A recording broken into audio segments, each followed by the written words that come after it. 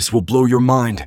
When you mention the name Marcus Rashford, timelines light up with memes mocking him as a 27-year-old wonder kid. A baller forever stuck on the loading screen of greatness. A man praised for potential, but mocked for plateauing. But behind the banter and blurred headlines lies a deeper truth. This isn't the story of failure. It's the story of a boy who didn't play the game for gold, but for something more sacred. He played for his mama. And he made her proud. He made a nation proud. But now, he's been forced out of his boyhood club.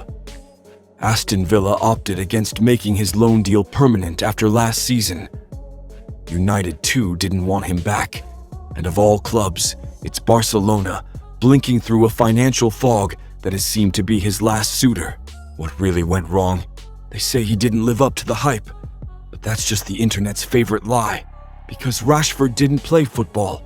Football failed him. Or more accurately, the system did. Marcus Rashford was a prodigy. And Manchester United knew it. At just 8 years old, his talent was so spellbinding that United scouts spoke about him in hushed tones, like guarding a state secret. Terrified he might be poached, United bent their own academy policy and signed him at 12, when the minimum age was 14. They knew what they saw, a lightning bolt in boots. And when his moment came, he didn't blink. February 2016. United were riddled with injuries. Manager Louis van Gaal rolled the dice and handed 18-year-old Rashford his debut in a high-stakes Europa League tie. What did he do? Scored twice. 3 days later, Premier League debut, top of the table clash against Arsenal. Another brace. In 6 days, he went from teenage unknown to national headline. By season's end, he had 11 goal contributions, an England call-up, and had become the new poster boy for Manchester United's once glorious youth academy. He wasn't just a rising star. He was the next Rooney, one of their own. Before I continue this emotional Rashford story, subscribe to the channel to help us get to 1K followers. Thank you. Now back to Rashford. The seasons that followed saw steady growth. Mourinho arrived. Zlatan came. Rashford was pushed wide but adapted. He won the League Cup, FA Cup, and Europa League. Still raw, still growing, but never hiding. Then came Ole Gunnar Solskjaer and belief. Under Ole in 2019-2020 season, Rashford hit form. 22 goals, 7 assists. He averaged nearly a goal every other game. From the flanks, through the middle, he was a Swiss Army knife of chaos and clutch. You bet. That cold-blooded penalty against PSG in the Champions League knockouts. Ice. He became a regular for England. Pundits dared to whisper his name next to Mbappe's. Some imagined the next great rivalry after Messi-Ronaldo. But what Rashford didn't know was that his greatest moment would also be his most dangerous. March 2020. The world shut down. But Marcus Rashford didn't. Schools closed. Kids who relied on free meals were left stranded. The UK government refused to extend the program. Marcus stepped up. He turned his childhood pain, raised by a single mother, growing up in food poverty, into purpose. He launched a campaign that helped feed over 500,000 children, raising 20 million in donations. When the government rejected his plea, he wrote an open letter so powerful it forced Parliament into a U-turn. Twice, FIFA gave him the Humanitarian Award. The UK gave him a knighthood. He became the youngest ever to top the Sunday Times giving list. But not everyone clapped. His activism made the government look bad. Circulating images of pitiful food hampers sparked public outrage and gave political opposition ammunition.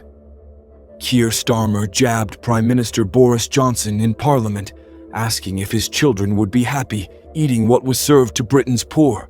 Johnson, cornered, said, "Rashford has done more to hold the government accountable than the Labour Party." It sounded like praise, but it was a warning. You've made yourself too powerful. You've become a menace. And Britain has a pattern. When black men rise too fast, the media doesn't hand them a ladder. They hand them a rope. Stick to football, they barked. Focus on your game, headlines warned. Since when did strikers become politicians? Trolls howled. The love turned. The press got quiet. The praise turned to side eyes. And when he slipped, they pounced. Euro 2020, held in summer of 2021, England.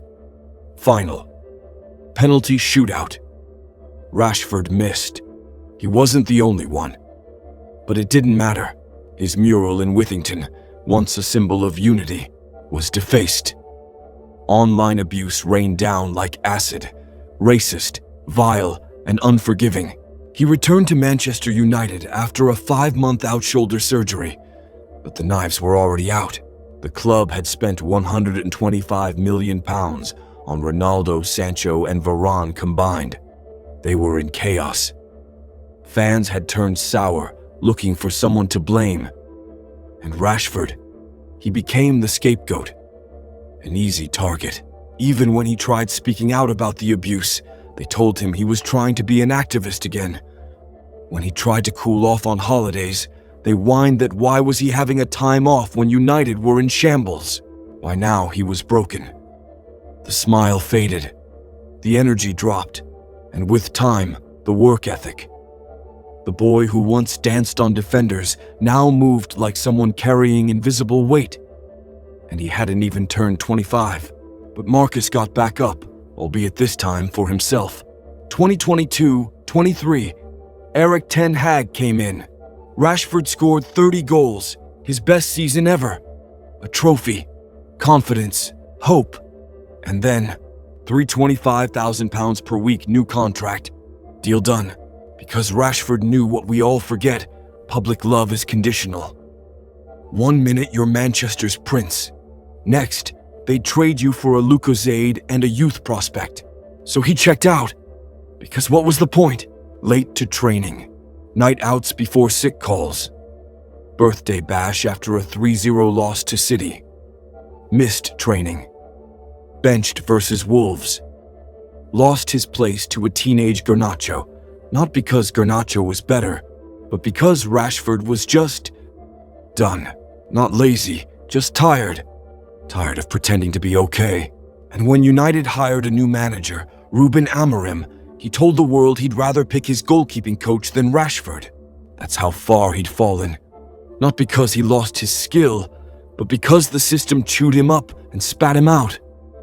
Even now at Barcelona, after spending the summer forcing himself there, he doesn't seem like he'll make it there. So, what happened to Marcus Rashford? He tried to be more than just a footballer. He tried to be human, a son chasing his mother's smile, a man trying to lift others with him. But when you rise above your boots in this game, they don't hand you wings. They pull the rug. And now? Well, he's still standing. Maybe not on top, but still standing.